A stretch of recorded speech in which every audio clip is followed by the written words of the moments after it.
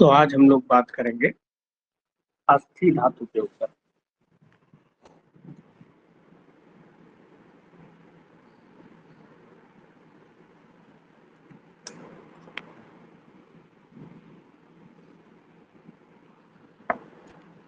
अस्थि पूरे शरीर की एक ही ऐसी धातु है, अस्थि धातु, जो सबसे ज्यादा कठोर होती है। अस्थि की निरुक्ति इसकी देखते हैं।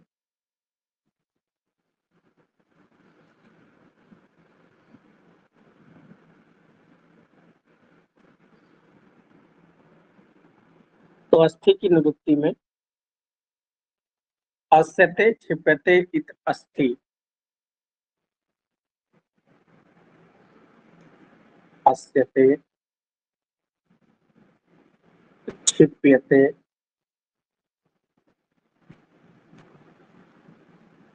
इति अस्थि।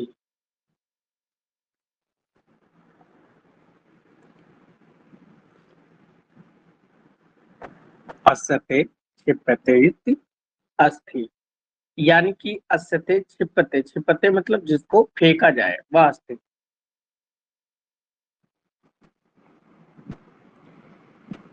तो जिसे फेंका जाए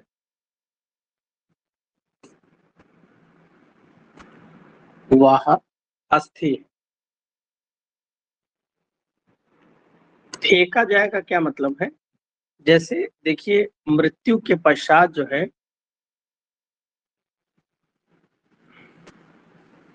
जो अस्थि की राख बचती है, अस्थि जल में विसर्जित की जाती है।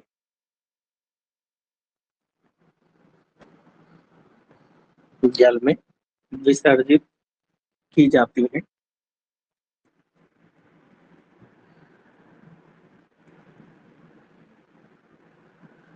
तो उसे ही कहते हैं फेंका जाए। तो जो फेंका जाता है वही अस्थियां कहलाती है।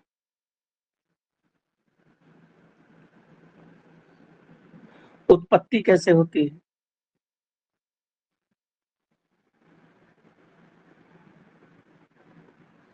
तो अस्थि की उत्पत्ति मेद धातु से होती है। मेद से अस्थि, तो वही वाला श्लोक यहाँ पर भी चल जाएगा, रसाद रक्तम तत्व मांसम वाला यहाँ पर भी रखना।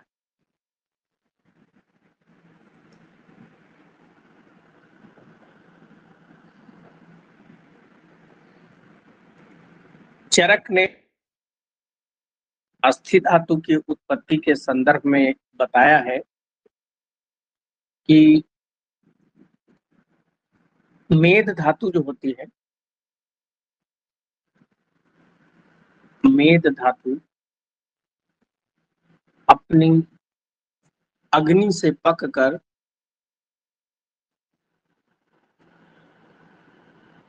मेद धातु अपनी अग्नि से पककर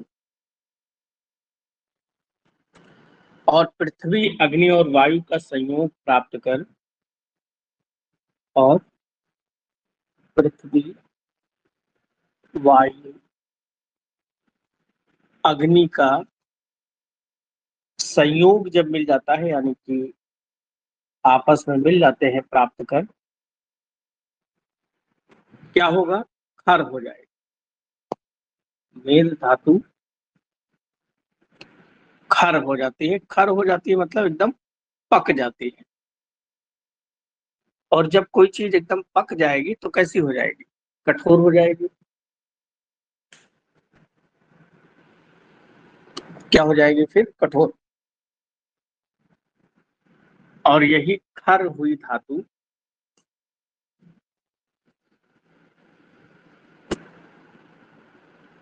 क्या है? अस्थि कहलाती है। तो अस्थि का निर्माण आचार्य चरक ने कैसे बताया कि मेद धातु अपनी अग्नि से जब पककर पृथ्वी, वायु, अग्नि का संयोग प्राप्त कर लेती है तो क्षर हो जाती है, और वही क्षर रूप जो है अस्थि है।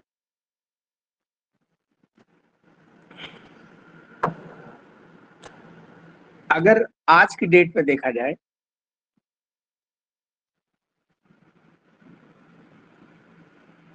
मॉडर्न साइंस के अनुसार जो बोन होती है, ये बोन दो इसमें पार्ट होते हैं। एक मैट्रिक्स होता है, ऑर्गेनिक मैट्रिक्स, जो कि प्रोटीन का बना होता है,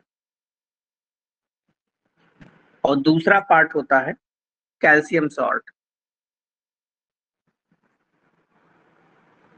दूसरा पार्ट होता है कैल्शियम सॉल्ट का। अगर इसमें देखा जाए तो लगभग 30% हिस्सा किसी भी अस्थि मैट्रिक्स का और 70% हिस्सा जो होता है वो कैल्शियम सॉल्ट का होता है। लेकिन जो नई अस्थियां होती हैं, नया जो बनती है हड्डियां, उसमें लगभग 90-95% होता है कोलेजन फाइबर होता है। धीरे धीरे उसमें कैल्शियम जमा होने लगता है, उसके कारण से फिर हड्डियां कठोर हो जाती हैं। इसलिए बुढ़ापे में जो हड्डियां होती हैं वो बड़ी कठोर हो जाती हैं, बहुत जल्दी टूटने का भय रहता है। जबकि बच्चे छोटे होते हैं, उनकी हड्डियां बहुत लचीली होती हैं, वो टूटेंगी नहीं, जल्दी मुड़ जाएंगी।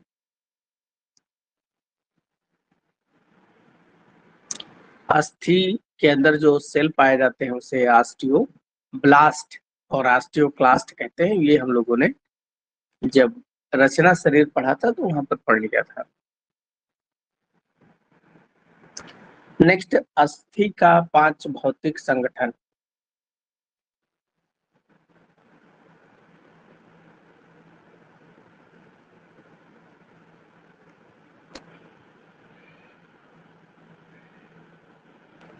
अस्थि का 5 भौतिक संगठन। अस्थि का जो 5 भौतिक संगठन है, तो देखिए पृथ्वी महत्वपूर्ण है क्योंकि भारी है, और वायु, हड्डियों में मुख्य रूप से पृथ्वी और वायु महाभूत रहते हैं।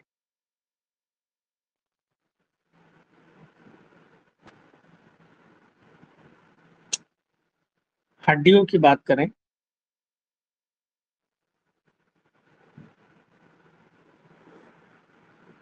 तो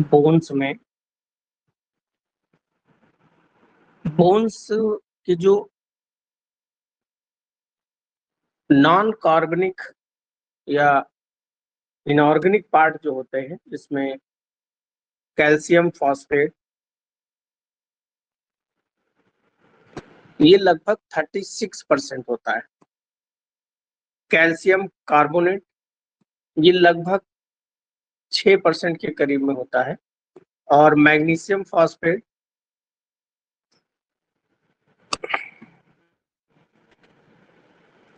ये लगभग 1% के करीब होता है, 0.9%।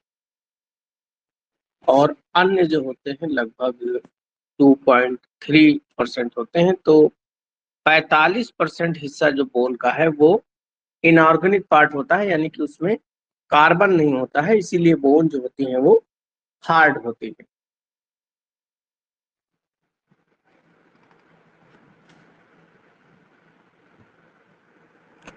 हम लोगों ने देखा था कि वायु जो है, अस्थि में विशेष रूप से वायु का स्थान पाया जाता है।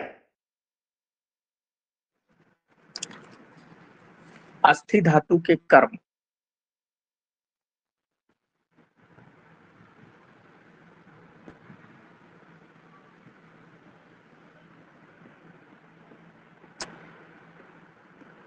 तो अस्थि धातु संपूर्ण शरीर का निर्माण करता है।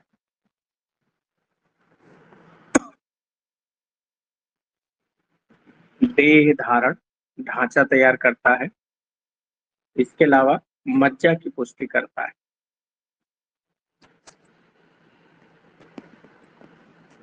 मज्जा की पुष्टि करता है, और साथ ही साथ में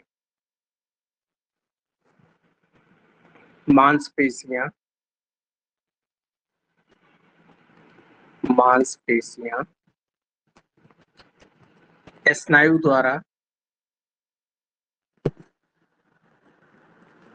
अस्थि से बंधी होती।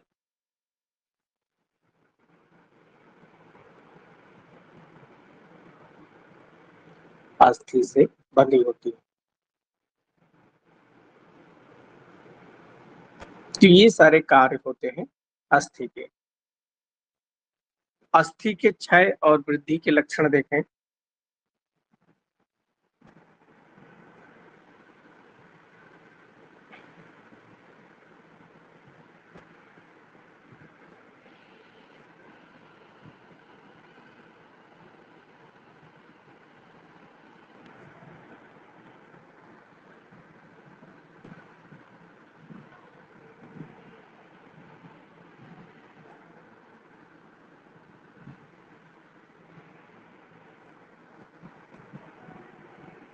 अस्थि क्षय अगर किसी व्यक्ति का हो जाएगा तो अस्थि का मल हम लोगों ने पढ़ा था, वो क्या था? केश, लोम, नख, समश्रु और दंत गिर जाते हैं।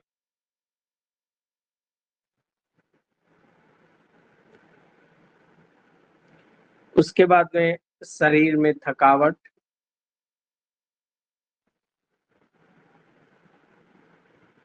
शरीर में थकावट, संधियां ढीली हो जाती हैं, संधि शैथिल्य, संधियां ढीली हो जाती हैं, संधि शैथिल्य, अस्थिशूल, अस्थिशूल यानी कि हड्डियों में दर्द होता है, रूक्षता, परुषता, शरीर में खुरदरापन, रूखापन रहेगा, और अस्थिबद्ध मांस खाने की इच्छा करेगा।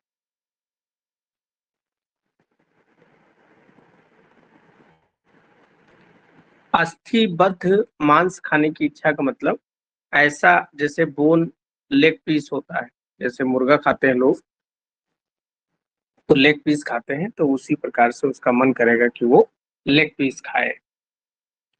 हड्डी अगर बढ़ जाएगी तो अधिदंत, दांत एक के ऊपर एक जैसे निकलते हैं तो वो हो जाएगा। और अध्यस्थि, अध्यस्थि मतलब एक अधिक अस्थि का होना, अध्यास्थि।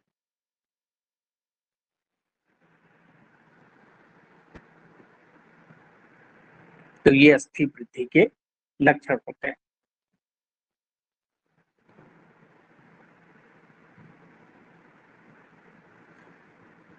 अस्थि सात पुरुष के लक्षण।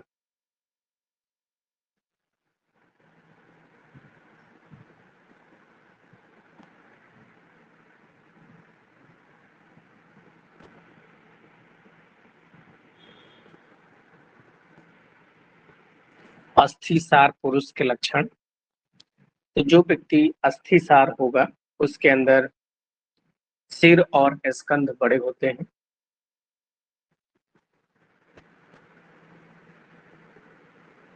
सिर और स्कंध बड़े होते हैं। इसके अलावा उसके दांत, उसका हनु मतलब जबड़ा, दांत, हनु, अस्थि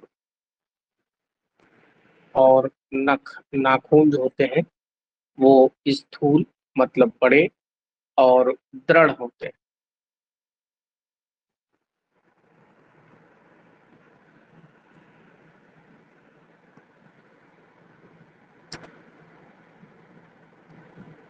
और उस व्यक्ति के जो गुल्फ है, एड़ी, उसका गुल्फ, एंकल जॉइंट जो है, इसके अलावा अरपनी, अरपनी कहते हैं मुट्ठी जब बांधता है कोई तो उसे कहते हैं अरपनी। जैसे कोई आप लोग कहते हैं ना मसल देखो तो एकदम मुट्ठी बांध के हाथ अपना जो है, कहते हैं आप छू के देखो मसल कितनी टाइट है बाइसेप, तो वही अरत्नी, मुट्ठी बंधी बाहु, और उसका जत्रु, चिबुक, सिर, पर्व और अस्थि, नख, दंत,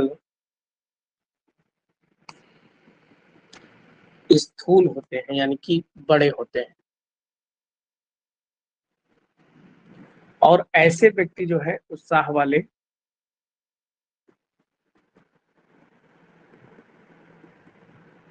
अधिक कार्य करने वाले,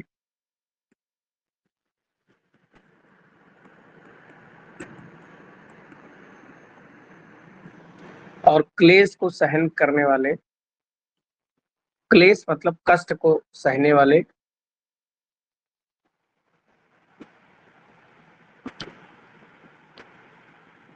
स्थिर शरीर वाले, स्थिर शरीर एवं अधिक आयु वाले होते हैं।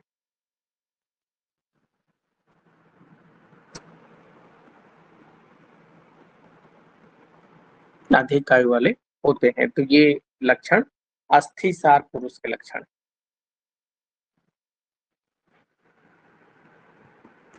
नेक्स्ट, मज्जा।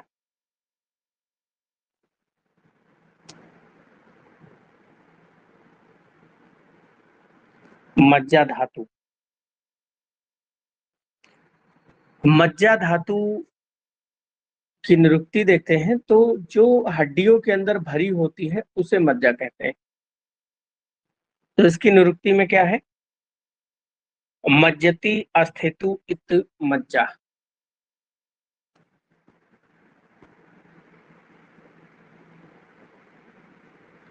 मज्जति अस्थिसु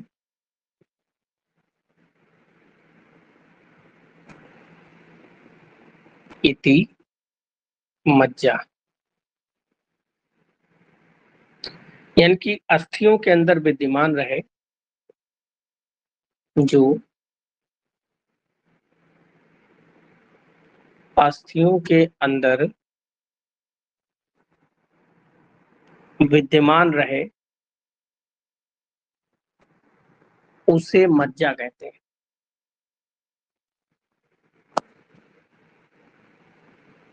उसे मज्जा कहा जाता है।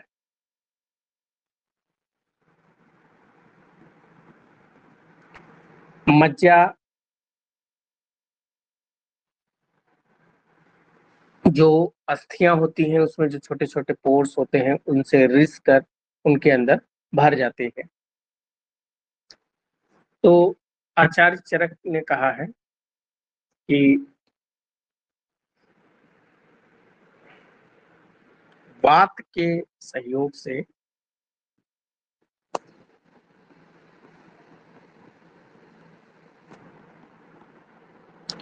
अस्थियों में बने अस्थियों में बने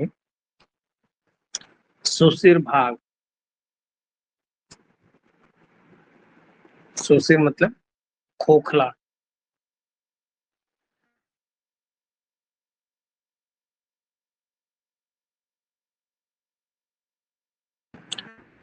यानी कि खोखले भाग जो होते हैं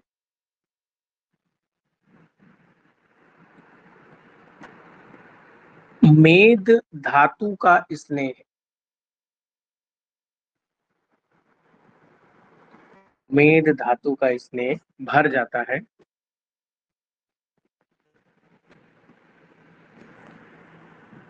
और यही क्या है? यही मज्जा है। मतलब वायु क्या करेगी? वायु जो अस्थि है उस अस्थि में खोखले भाग बनाएगी यानी कि छोटे छोटे पोर्स बनाएगी और उन पोर्स में जो है मज्जा रिस कर भर जाता है मेद धातु के स्नेह से। और ये जो है पीत वर्ण का स्नेह होता है। मज्जा कैसा होगा? पीत वर्ण का। Yellow bone marrow.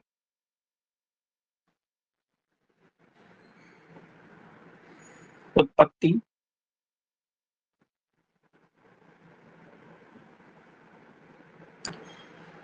तो जो मज्जा है, मज्जा की उत्पत्ति अस्थि से मज्जा की उत्पत्ति होती है।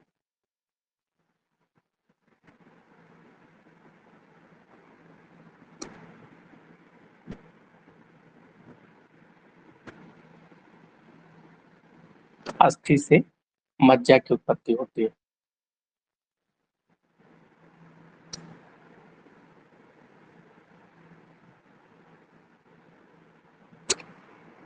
मज्जा का प्रमाण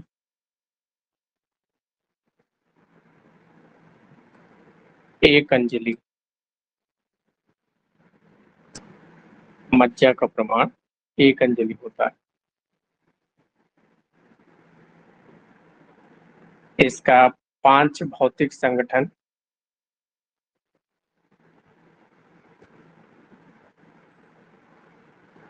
तो मज्जा का 5 भौतिक संगठन मुख्य रूप से मज्जा जल महाभूत प्रधान होता है। मज्जा में मुख्य रूप से जल महाभूत प्रधान होता है।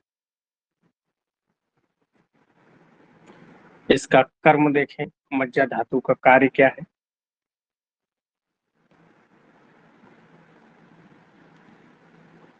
मज्जा धातु का काम क्या है? प्रीति यानी कि प्रसन्नता।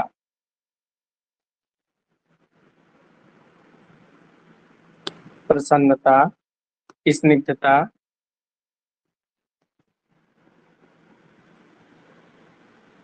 प्रसन्नता, स्निग्धता प्रदान करना। इसके अलावा बल, शुक्र की पुष्टि, बल एवं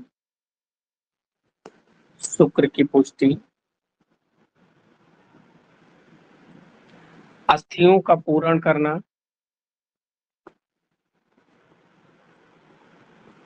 अस्थियों का पूरण करना और शुक्र का निर्माण करना।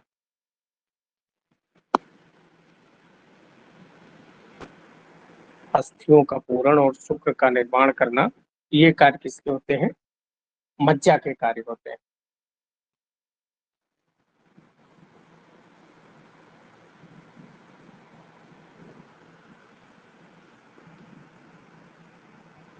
मज्जा क्षय के लक्षण और वृद्धि के लक्षण देखे जाएं।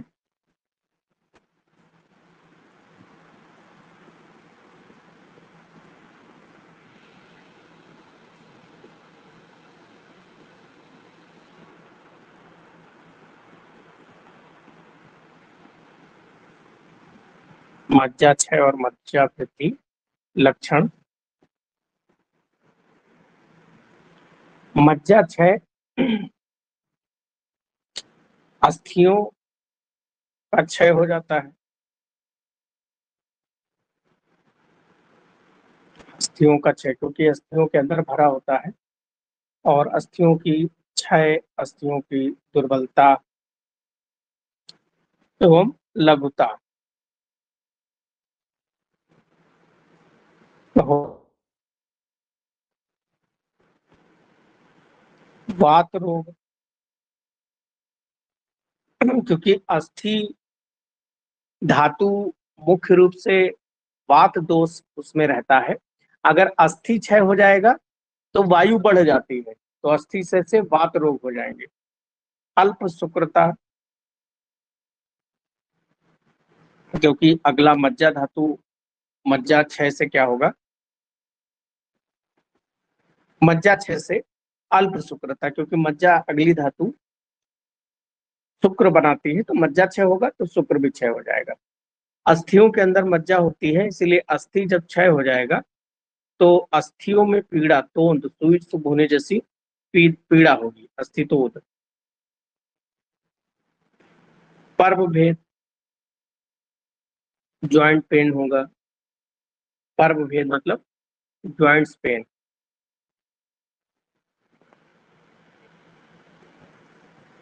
अस्थि शून्यता,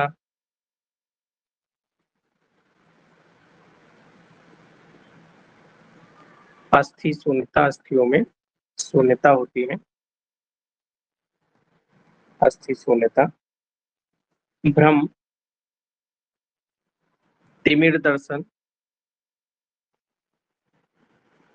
आंखों के सामने अंधकार छाना, ये सारे लक्षण होंगे। अस्थि, अब मज्जा अस्थियों के अंदर जब बढ़ जाएगी तो उसके सर्वांग यानी संपूर्ण शरीर में और नेत्रों में भारीपन, नेत्र में गौरव यानी कि भारीपन लगेगा। इसके अलावा रक्तिमा, भारीपन लगेगा और रक्तिमा भी लगेगी। रक्तिमा मतलब लाल। और साथ ही साथ में उस व्यक्ति के शरीर में स्थूल मूल वाली, स्थूल मतलब मोटी मूल वाली पीडिकाएं, फुंसियां निकल आएंगी। पीडिकाओं का होना, ये सारे लक्षण हो जाएंगे मज्जा वृद्धि से। मज्जासार पुरुष के लक्षण देखे जाएं।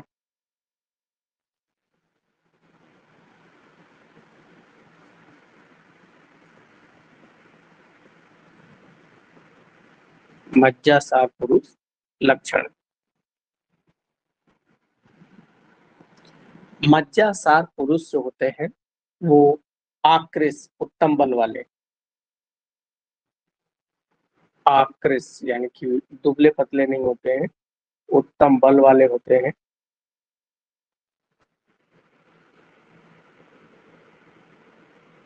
उत्तम बल वाले। वर्ण और स्वर जो होता है स्निग्ध होता है।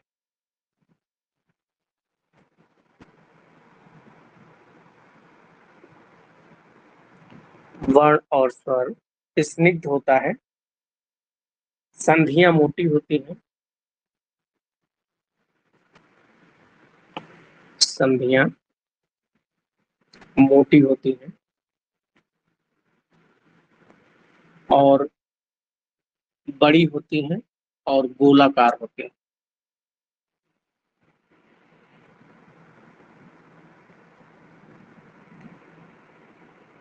ऐसे व्यक्ति दीर्घ आयु यानी कि उनकी आयु ज्यादा होती है, दीर्घ आयु, बलशाली,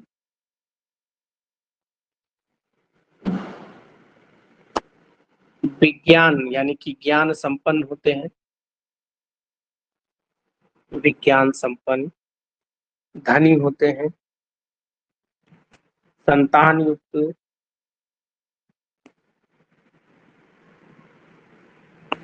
और आदर के पात्र होते हैं, सम्मान के पात्र होते हैं। तो जो बलवान है, धनवान है, तो आदर, संतान उसकी है तो उसको तो वैसे भी आदर मिलेगा ही। तो सब लक्षण एक दूसरे से मिले हुए होते हैं। दीर्घायु है, बलशाली है, विज्ञान संपन्न है, संतान युक्त है, आदर के पात्र है। तो ये है मज्जासार पुरुष के लक्षण। कल हम लोग बात करेंगे अब शुक्र धातु के बारे में। आज बस इतना ही।